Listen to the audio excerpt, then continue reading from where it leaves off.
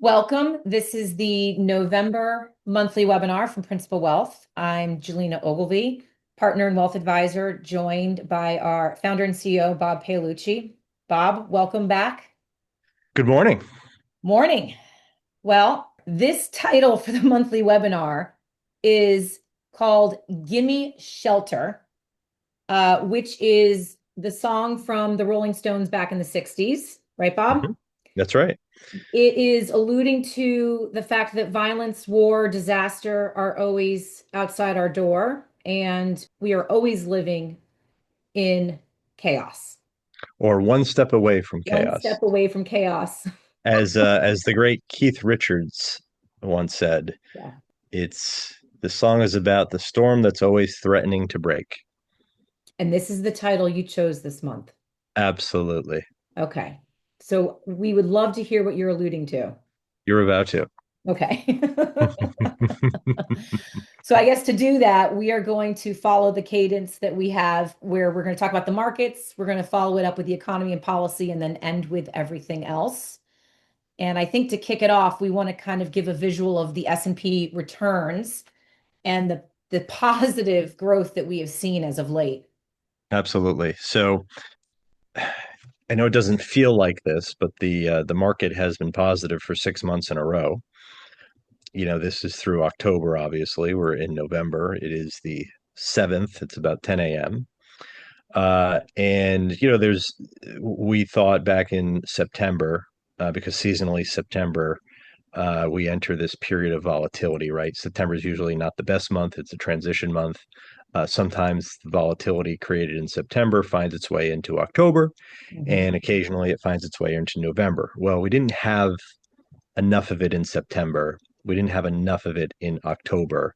So I think it all found its way into what is likely to be the first week or two in November. Now, historically, November is a phenomenal month, but it is a very Jekyll and Hyde kind of month. The Mhm. first half is usually volatile.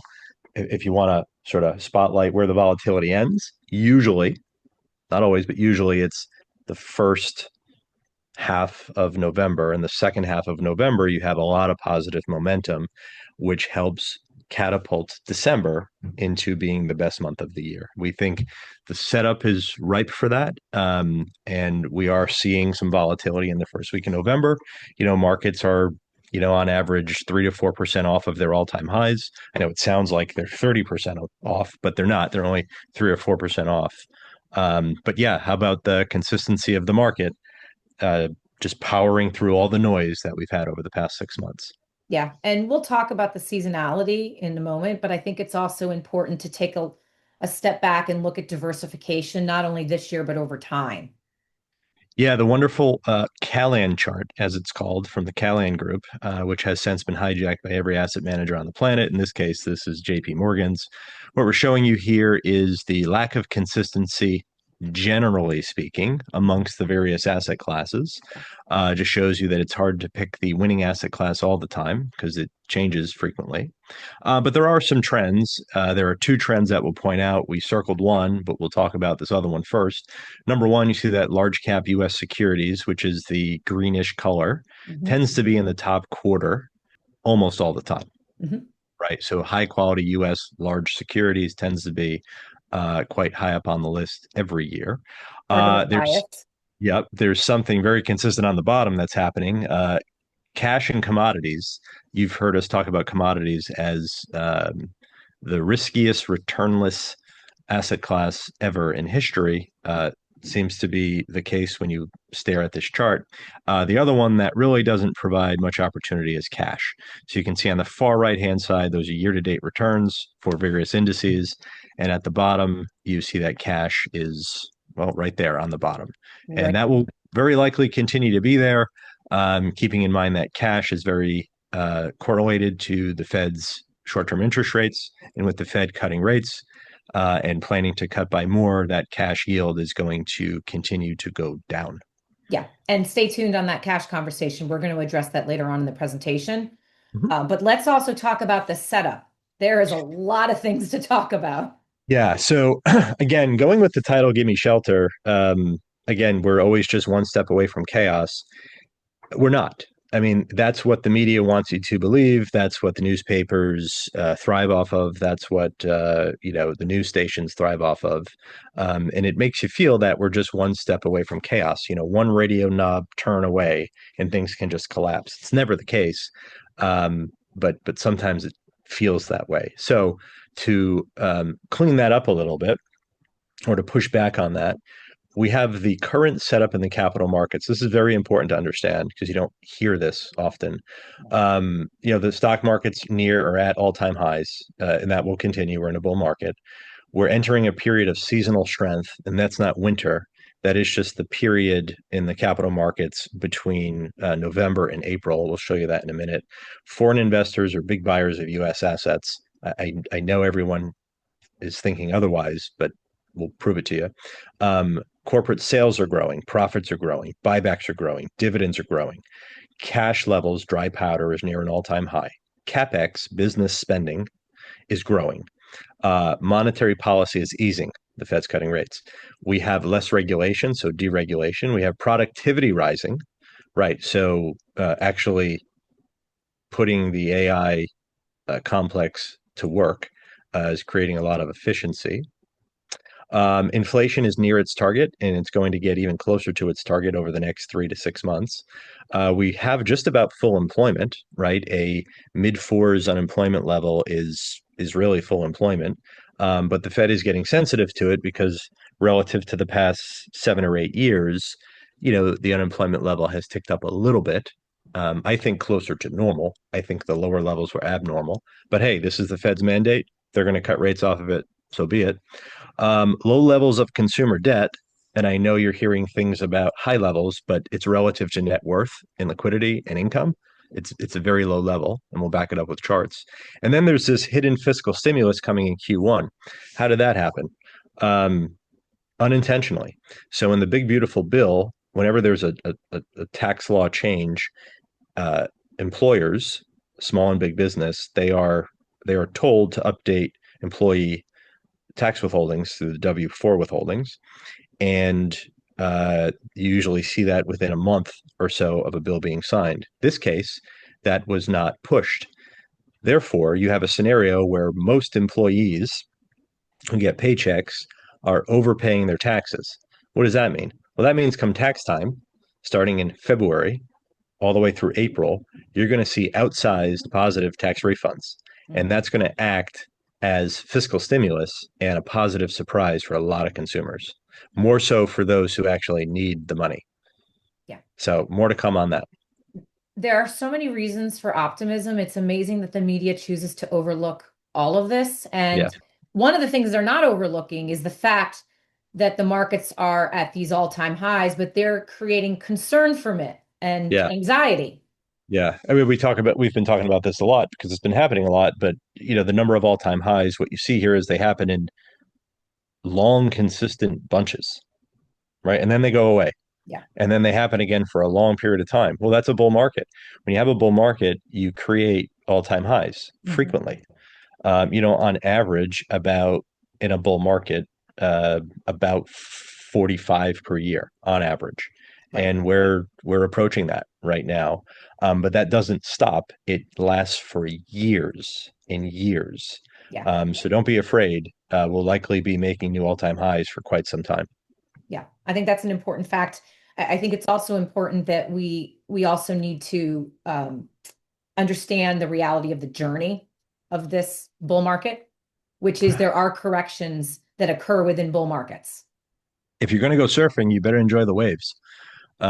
So when you invest in the stock market, you should expect about, if you're diversified, you should expect about 3 corrections of 5% per year, 1 correction of 10% per year, 1 correction of about 15% every 3 years, and 1 correction of about 20% every 5 years. That's going back to 1950. We're having fewer 10% corrections. We're having fewer 15 and 20% corrections. We do have them, but if you measure in the past 30 years, the frequency is actually less. But yeah, historically, you should expect that 75% of the time on the right-hand side, the market is positive with an annual return in the stock market, the S&P 500, of about 11%. So if you're If you like going to the casino, you should bet on anything that gives you a 75% chance of winning. And in this case, good luck finding it at a casino. You can find it by investing in great companies in the United States, and that's called the U.S. stock market. I have alluded to that statistic in past webinars about the markets being at all-time highs 75% of the time. So I'm thrilled that we included a chart on it. Thank Yeah, you. we have proof of it. How about Yeah. that? Yes. And you alluded to some of the seasonality a few moments ago. So let's talk about that as well. Yeah, we call it the green season. I'm wondering if you can see why. So the 6 month period, November through April, ends up being seasonally the best 6 month period with an average return for the period of about 7%. No guarantees, of course.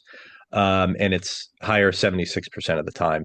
The flip side, you go to the bottom, we're exiting Yeah. the worst period, the May to October period, where the average change is usually around 2% and it's higher only 65.3% of the time. Still good.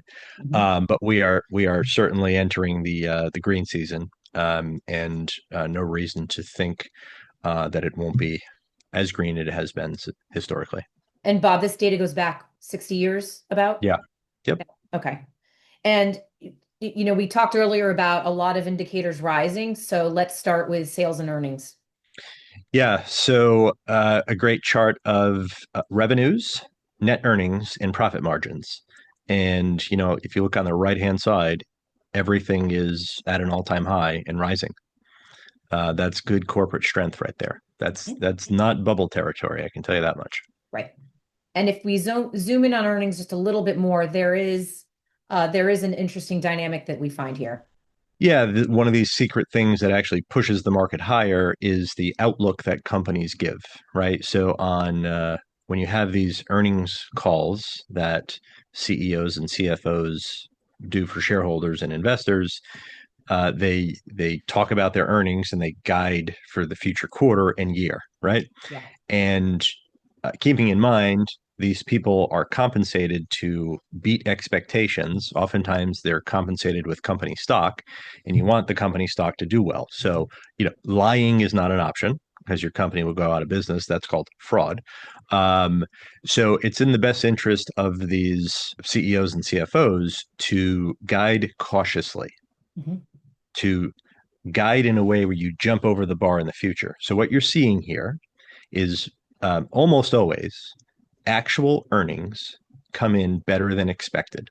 So the expectation is set by CEOs and CFOs, the outlook of their company going forward for the next quarter, the next year, and so on and so forth. And usually, when the companies deliver those earnings in the future, they jump over the bar. Yes. And guess what that does? It makes the market go up. Right. So we continue to have growing earnings, but not only do we have growing earnings, we have expectations that are growing. But if what we're showing you is true, that the increased positive forecast for the future will actually be better in reality when companies report their earnings. Yes. It is also interesting that when earnings are falling, they tend to overextend their outlook relative to the actual numbers. So they Yes, live in an extreme world on both sides. they're always guiding conservatively. Yep. Yep. Yep, they That's beat great. on the up and downside. Yeah. There is also some conversations around foreigners stepping away from the US market. And so we thought we would address that. Yeah, there's a lot of noise depending on where you're getting your news about the rest of the world removing money from the U.S. So this is a picture of stock market, bond market, real estate, all together. Left side, right side is the U.S. equity market, and what you see is it's moving up, not down. So foreign ownership of our assets in the United States is rising, whether it be the stock market, real estate, um, fixed income, really everything. Yep. Yep. Absolutely. And So, other so areas the that, rest of the world is investing here. You should too. yes. Yeah. Other areas that continue to grow, we've addressed buybacks, but let's do it again. Yeah, we're trying to spice up these boring slides. So corporate buybacks continue to grow. That's companies buying their own shares back. They do that because they have money to do it. They do it because they have access to capital. And they do it because they're optimistic about their current stock price, right? If they weren't doing any of that for any of those reasons, that's when you run for the hills. What we see here is buybacks are reaching new all-time highs. That's a very good thing. We call it invest in yourself.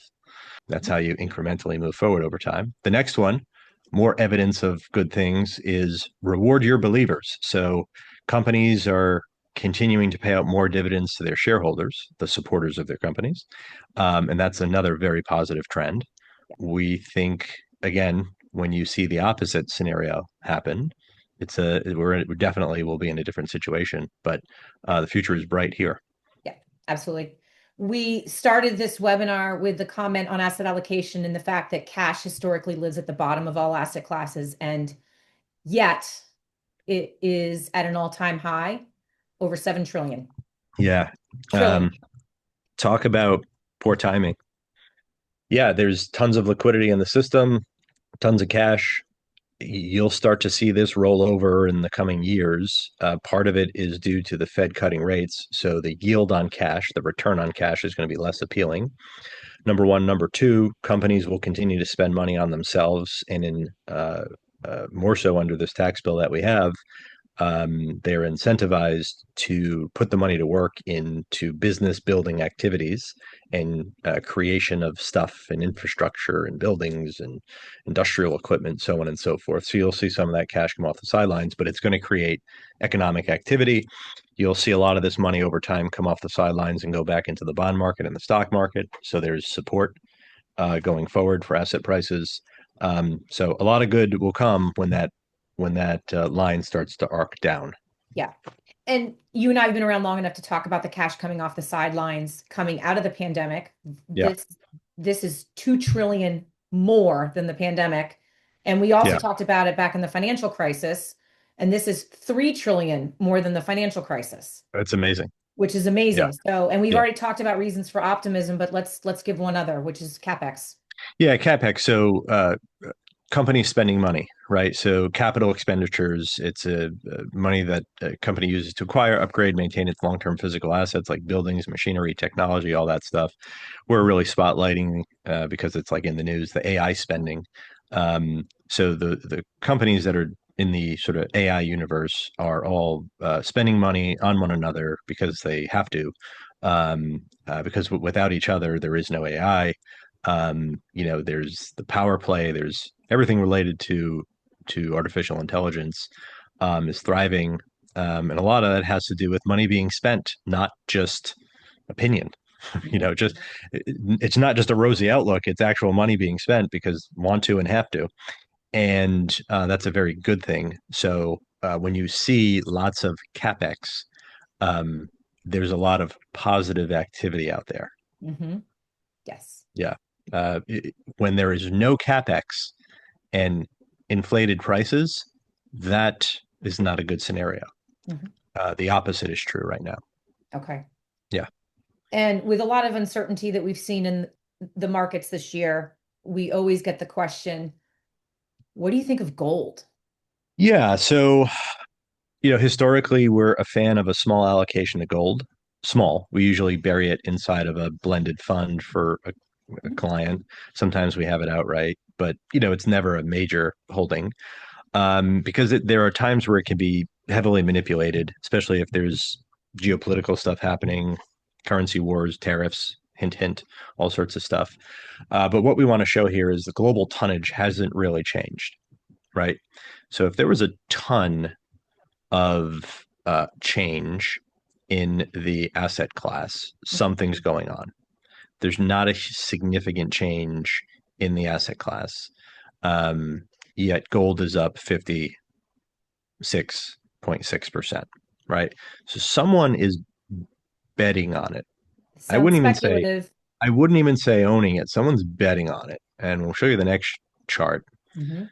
We were going to put a third one in here, but we're not there yet. So the second one here is, well, what do you know? Stable coins. So the US, what backs the US dollar?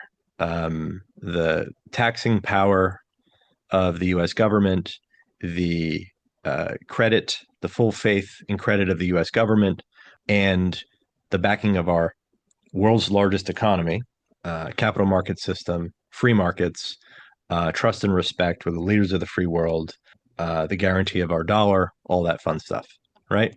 Yeah. What backs Swiss francs? Similar things. Euros, similar things.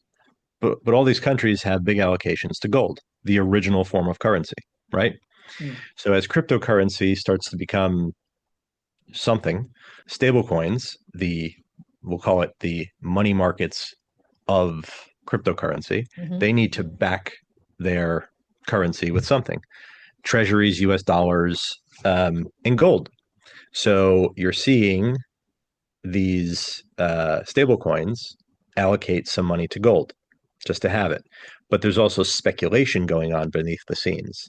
Levered ETFs, futures, options trades, it's really just bets on the underlying asset. We think, and this is why we didn't put a third chart on here, but we'll talk about it. We think a lot of the speculation in gold was done by China, mostly due to tariffs and their currency weakening potentially versus the US dollar, so on and so forth. And now that you hear about the Supreme Court taking a look at tariffs, you had gold correct by about 10 or 15%. Hmm. What a coincidence. So a lot of the hedging is coming off, a lot of the manipulation is coming off. We think gold might be in for at least a short term pullback because a lot of the speculation might be coming out of it. So more to come on this. Yeah, and I think that line on the bottom, the green, is really gives you a good visual of the volatility now within gold because of all Yeah. of these moving parts. Yeah. Yeah. Yeah. Before we leave, So be careful. be careful. Yes. And before we leave the markets, let's talk about bonds. Yeah, so to measure volatility in the stock market, it's called the VIX index. It really gets its cues and clues from the options market, in essence, the casino of the capital markets. I don't love that indicator because it really just proves what you feel in the current moment to be correct. When times are volatile, the index shows that the market's volatile. And when the market isn't volatile, the index shows, hey, it isn't volatile. Right. I mean, do we really need that? But Yeah. one volatility indicator that I always loved is the move index. That is the interest rate volatility index, because the way the bond market has influence over just about every other asset class. It's the power asset class. It's boring, but it is the thing that influences all the other asset classes. The bond market, I grew up in it. I love it. Yep. A lot of tea leaves are born here. Yeah. So what you see here, since tariffs in April, you see that the interest rate volatility index has come way down pretty consistently, Yeah. and all those little spikes are as every time the Fed talks and the president tweets, you have these little mini spikes, right? But ultimately, it's just a downward arcing chart, and a lot of that has to do with, hey, tariffs didn't end up being the big deal that a lot of people thought they were going to be. One. Number two, the Fed has been clearer about what they are going to do, Hmm. um, versus keeping you on your toes. And that has created a path for stocks to rise. When you have a much more predictable yield curve and you have a much more predictable interest rate pattern, other risk assets can thrive in that environment. And I think we're going to continue to have this smoother interest rate ride for some time. So stay tuned. We'll cover this more in the coming quarters. Yeah. And in talking about the Fed, we're going to move on to the economy and policy, and let's start with monetary policy. So the Fed met about 10 days ago, and they shoved two things into one. They issued a rate cut, and they quietly canceled their quantitative tightening program. What is that? Well, the Federal Reserve on their balance sheet has a whole bunch of treasuries. What does that mean? Well, it means they bought a whole bunch of the debt that they issue. Why do they do that? Well, to a degree, to create liquidity, to a Mhm. degree, to I guess manipulate is too strong, but to help control yield curves. And what they were doing since 2022 was selling some of that stuff that they had in their balance sheet. And that was putting upward pressure on rates, more so intermediate and long rates. That pressure is not needed, so they are going to stop doing it. I actually think pretty quickly they're going to reverse course. They're probably going to start buying mortgage-backed securities and treasuries in the not too distant future to provide more liquidity. And what does that do? That helps keep rates low. Yes. Um, I will shut my mouth there because we are going to talk much more heavily about this probably in January. But that's what they did. They snuck in really two shots of stimulus in one: the rate cut of a quarter, the maybe we will again in December statement, and then ending quantitative tightening effective December 1st. Yeah. So more to come. Another powerful force that they have that the media doesn't quite talk about. So Yeah, it's not understood well. That's why. no, but let's talk about the global convergence that we're starting to see. Yeah, it's sometimes economies and monetary policy and capital markets globally are in sync, out of sync. Right now, we have a lot of in sync set to happen, where the global Feds, in essence, the Bank of England, Federal Reserve, the Bank of Japan, the European Central Bank, they're all getting closer to moving rates in the same direction. Bank of Japan's a little wonky because rates are near zero, so they're probably going to increase by a quarter or so. But the rest of the world seems to be moving into a lower rate environment. If you kind of draw a line north south around 25 and 26, you'll see what I'm talking about. So that is a global smoothening, I would say, Yeah. that we expect. And not only from a monetary policy level, but also from fiscal policy. Yeah, this is government fixed investment. So is it fiscal stimulus? Is it government support? You call it whatever you want, but generally speaking, it turns into usually more support for economies, both here and abroad. You could see here for the next year or two, we're looking at positive participation, cooperation, and that generally means that global economies should move in the same direction, which is good if you own all asset classes or any asset class. Yep. Okay. Generally.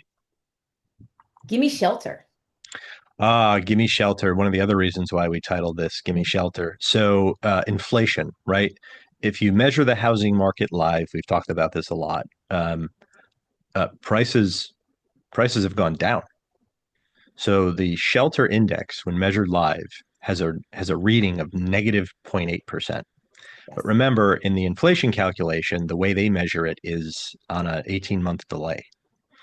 And it usually never matters until it matters, like now. But our inflation number has about a 40% weight to housing slash shelter. And it is giving us a reading that is stale, Yeah. right? Now it's rolling lower, but it should be rolling way down. Well, it won't because it's slowly Fail. reporting stale data. Yes. We're likely going to have much lower inflation and a much, much lower shelter number for the next year or so, even if housing, perks up a little bit. Yep. Um, and I'm pretty confident that inflation will roll lower. Why?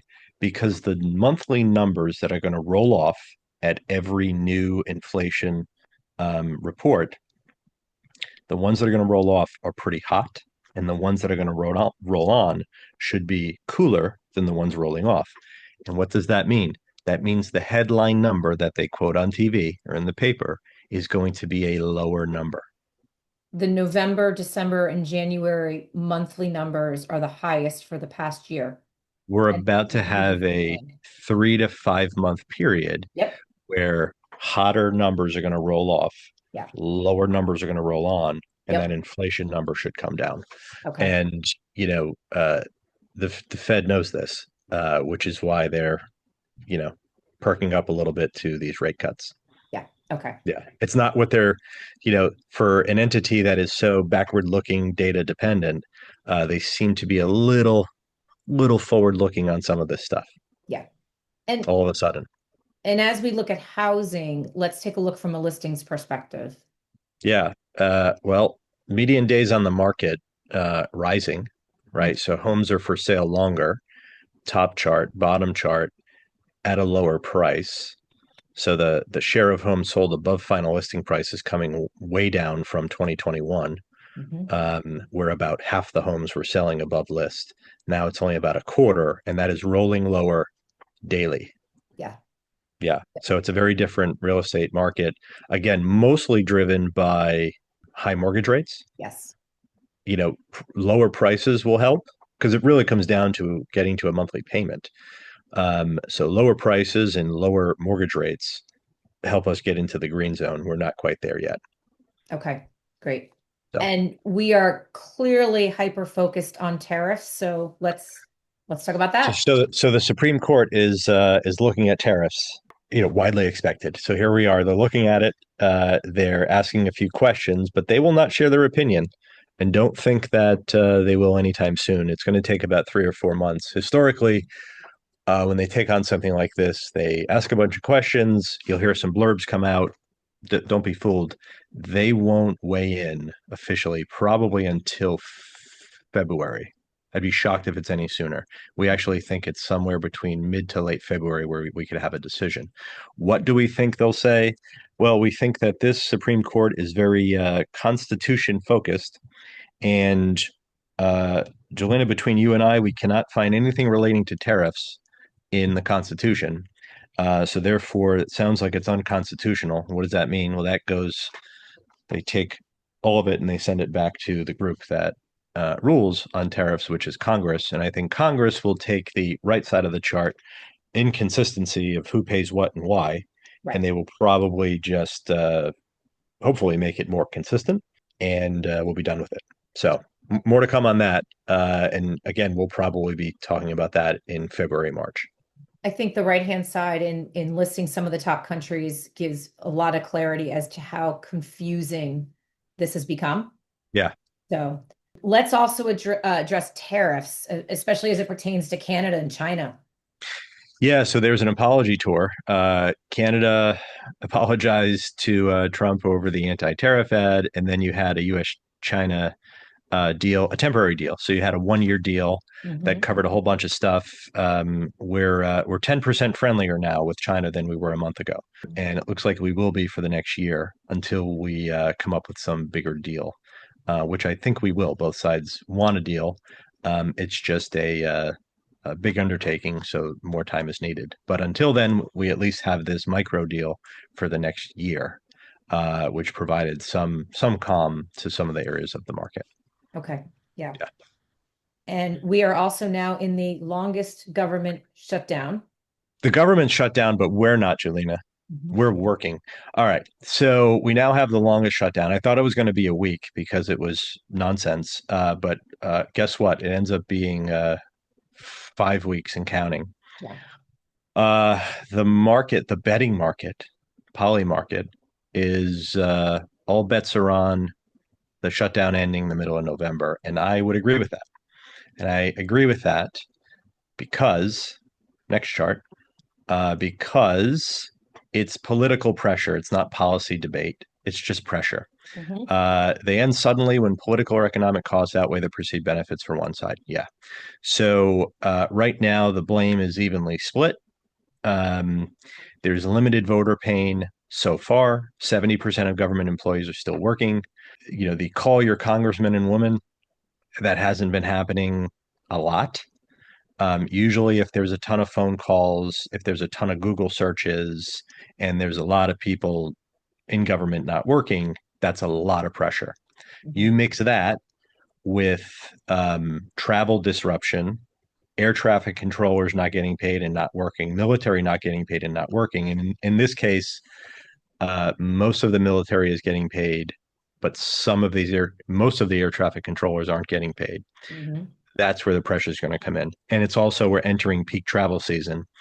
And the funding bill expires on November 21st, which is really going to force action. So Okay. this all leads to a scenario where probably somewhere between the 11th and the 21st, the government will reopen. There'll be some type of deal. I believe, this is us typing this up here, I believe that Democrats are going to join Republicans to reopen without any concessions. And at the next iteration, next chance to talk about what everyone wants, they will, figure it out then. So this will be punted down the road, Okay. very likely.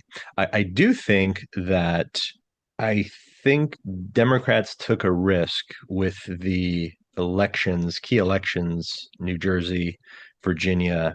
New York City. They took a risk thinking it would work, and it did work, I think. When you look at the amount of people that were impacted in New Jersey and Virginia, you know, very heavy government employee state, and you look at the outcome, you could see who took the blame for the shutdown, and even New York City. Hmm. Uh, so I think if that's the case, I think what this might lead to is Democrats who are really seeking a real topic to run on might use healthcare as the major topic for the midterms and potentially beyond. But more to come on that. We'll see. That's Yeah. just me personally guessing. That is not the opinion of anybody else at this firm. It's just me.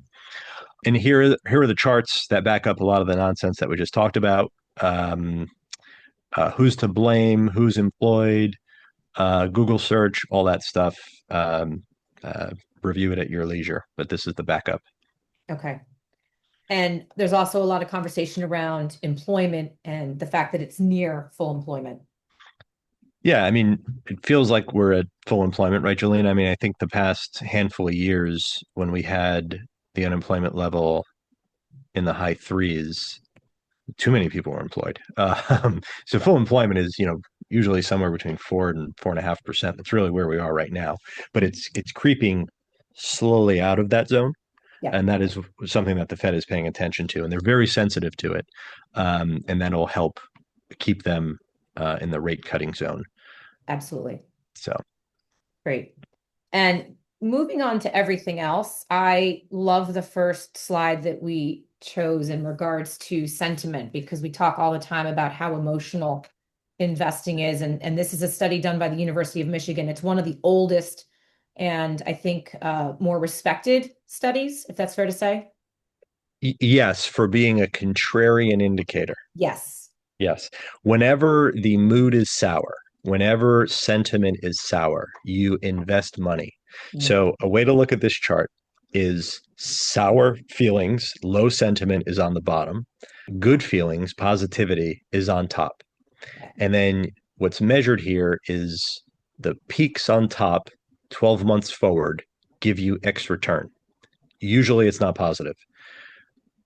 When things are sour, when the indicator is sour on bottom, the returns 12 months forward are almost always double digits, like way into double digits. And well, the mood is sour. Somehow, at all time highs, a growing economy, full employment, lower inflation, a lower rate environment, we have sourness out there. I think there are some other influences to that. But at the end of the day, one of the best silly but accurate contrarian indicators that exists ever. The sourness is almost equal to 2008. Right. Very good point. And 2008. Right. Right. and It's and worse to than your the pandemic. and to your point of the different returns in the markets 1 year later, it's almost a 20% difference between feeling absolutely terrible versus feeling wonderful. Yeah. That's a huge difference in client portfolios. Just Yeah. wanted to mention that. Yep. So, and speaking of feeling sour, let's use the word bubble. Oh my God. The triggering word bubble for everybody. Okay. So you go back to the 90s, right? Because the parallels are being drawn by every professional and non-professional on TV. Is this a bubble? Well, this is the NASDAQ, the top seven tech stocks of the 90s from the NASDAQ on the left, with the average PE being, about 70. And the top seven tech companies of today on the right, with the average PE being about 28. So the left is a bubble, the right is not. We'll show you another chart that pulls in the NASDAQ, which is the home of bubble like stuff. It's not like consumer goods and food companies ever enter a bubble. Nobody cares about them. It's always going to be tech or innovation driven stuff that creates quote unquote bubbles, right? So the NASDAQ PE in 1999 was 90, 89 and change. The PE today on the NASDAQ is 28. That is a very different scenario Yeah. from 25 years ago. Very different. The companies in the market that are, everyone's saying are heavily inflated, Well, they're inflated because there's earnings. There's money being spent on their products. They're spending money on other companies. There's lots of momentum. There's lots of activity. There's lots of needed money being spent to push stock prices up. So, the left side of this chart looks like a bubble. The right side of this chart does not. That's our opinion, but these numbers are factual. So, No, I think it's uh, important to know. And yeah, especially, especially sorry, considering the fact you go back to the late 90s, not to date myself, or even in 2000 when we had elevated PEs, everyone was trying to justify it, right, right? right, yeah, And yeah. now we're in this environment and everyone's terrified that we are where we are. So, Well, on the left side in the 90s, I mean, everyone wanted to invest. I was working at Fidelity at the time. Everyone wanted to invest that I was talking to in worthless companies, companies that had no earnings, had right. no assets, no business plan. It was Yes. just, we got to get money into the market. And my friends are buying these companies, so I have to buy them too. Yeah. It's What the happened to mania. those? The mania that was going on back then is very different from today. And, Yeah. unfortunately, a lot of the people that are talking about bubbles were in diapers back in the late 90s, Hmm. right? So they don't actually know what it was like. They're just looking at charts and levels and they're hearing from other people. So, Exactly. yeah, it's quite a different scenario. Exactly. Yeah. I know this is a song, but I don't know it. Can we still be friends? Yeah, it's I think a Todd Rundgren song. It's actually a very good song, and it feels so appropriate nowadays. Can we still be friends? Right. So, why did we bring this up? Well, it just feels like nobody can agree on anything, and it doesn't matter if you're left leaning or right leaning. So, when you look at important issues facing the country, Republican and Democratic voters can't agree, even on basic plans and policies, right? So when you stare at this, it's just like, wow, how did we get here? We've been living in this swamp that is this chart for quite some time. Um, and I think it's sort of born out of the anti-social environment that we've entered over the past 20 years. Hmm. We don't go outside as much. We stare at our phones and we read biased information about one another. That's not really a feel good scenario, right? That casts a black cloud over everybody. Hmm. The next chart kind of proves it out. I mean, this is Pew Research. This is great stuff. But the of members, percent who say members of the other party are a lot or somewhat more X compared to other Americans. So what you have here is Republicans say Democrats are more closed-minded, dishonest, immoral, unintelligent, lazy than they are. And Democrats say Republicans are more closed-minded, dishonest, immoral, unintelligent, and lazy than they are. Yeah. Right? Hmm. Can't we just stop the nonsense and go be friendly with one another and be empathetic and listen and be kind and find something else to talk about other than politics? Because if you're believing politicians and everything that they say, uh, you know, I've got a bubble to sell you. Don't we all agree that politicians are salespeople and they're always fighting for airtime and they're always putting their makeup on so they can get you to believe whatever they want you to believe? Like, isn't that the American way? When did we all start believing these politicians and that they're all honest and they're all kind hearted? You got people that have to do a job that no one else is willing to do. Let's talk to one another. Let's get off of our phones and let's go have dinner with the friends that we used to have. We're all good people. Everybody's generally speaking, we're all good people. Just get along with one another. And we've got Thanksgiving on the horizon, a good time to get your family together, Yeah. be So kind to one another. we can't end talking about politics. So we're going to end on the upcoming holiday season, which by the way, I can't believe is upon us because my Halloween stuff is still out. But regardless, we wanted to wish everyone a happy Thanksgiving. Next year, I think your Halloween theme should be Thanksgiving theme. This way you don't have to put your stuff away, Julina. Right? I mean, come on, we give advice for a living. That was great advice. Anyways, what are you thankful for? We're thankful for our clients, our family, the love and respect and trust that you give us. We appreciate everything. Julina, I'm sure I'm speaking on your behalf as well, and you agree with that. But yeah, it's a great time to come together, be kind, be happy, and enjoy the presence of one another. So until next month, happy holidays, happy Thanksgiving. We will see you in just about a month. It'll in the chilly December up north, and we'll take it from there. Absolutely. Well said. We hope everyone enjoys the holiday season.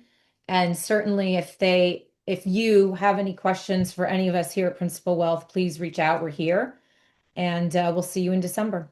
Thanks, Okay, see you Bob. soon.